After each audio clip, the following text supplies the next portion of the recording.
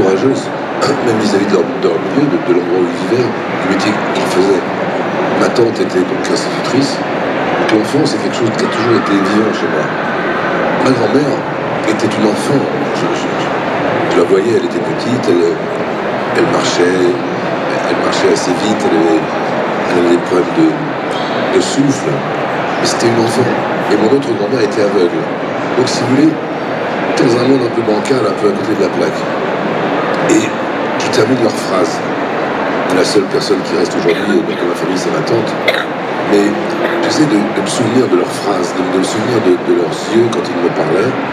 Et les silences qu'elles m'ont laissés beaucoup d'espace pour mon imaginaire. Qu'est-ce que j'en tire aujourd'hui? Je suis construit par elles, donc j'essaie de leur redonner la parole.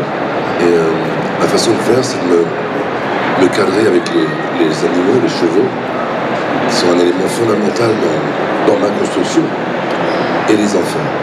Car les adultes, je les aime pas trop.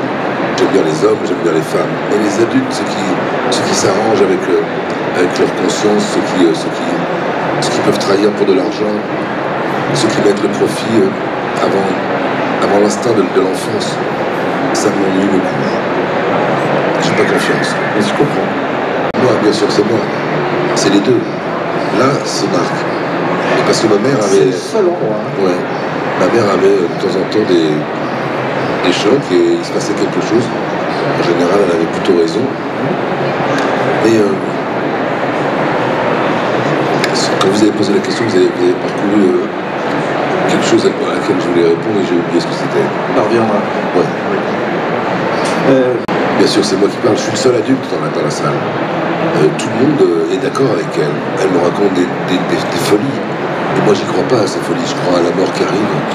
Et c'est un récit sur la vie, surtout. C'est ce qui me sauve. Et c'est ce qui sauve tous les gens avec qui je côtoie dans le livre. Ce sont des gens qui sont un peu éloignés du sujet, qui ne sont pas touchés comme moi. Et moi, je me prends pour quelqu'un d'important, puisque je pense que c'est de ma faute.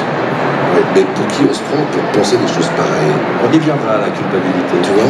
Et donc, moi, je suis le seul adulte. Je suis fermé à l'idée du rêve. Je suis fermé à l'idée de l'enfance. Je suis devenu un adulte. Je suis en train de devenir un adulte. Et c'est terrifiant. Et je m'en aperçois dans ma douche, quand ma mère est morte, et je pars ensuite en Suède pour faire du cheval pour la première fois. Là, je me rends compte que je suis un enfant. Ben oui, c'est un état bizarre, mais ça nous manque la voix des gens. On peut perdre des maisons, on peut perdre des voitures. Moi, je m'en fous. Mais la voix de quelqu'un, c'est très important, la voix de quelqu'un, les yeux et sa voix.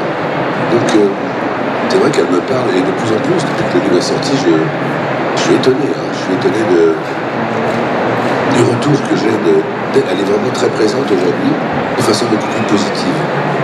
Comme si elle avait besoin que je la laisse partir, parce qu'elle ne m'appartient pas. Et donc, oui, c'est elle qui parle, Je lui ai redonné ce langage, parce que c'est une femme qui travaillait la journée, qui travaillait aussi à la maison, et qui s'occupait des enfants. Le reste, c'était une feuille morte. À part la couture, les tâches ménagères que je partageais avec elle, le travail, je me mettais sur son bureau.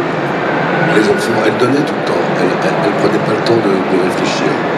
Parce que quand elle pensait à elle, je pense qu'elle avait plus de visage. Elle voyait une forme qu'elle détestait. Donc c'était important de lui redonner ce visage qu'elle avait oublié. Parce qu'elle avait ce visage. Et toutes ces années qui sont passées sur son visage étaient très importantes. Et c'était très belle.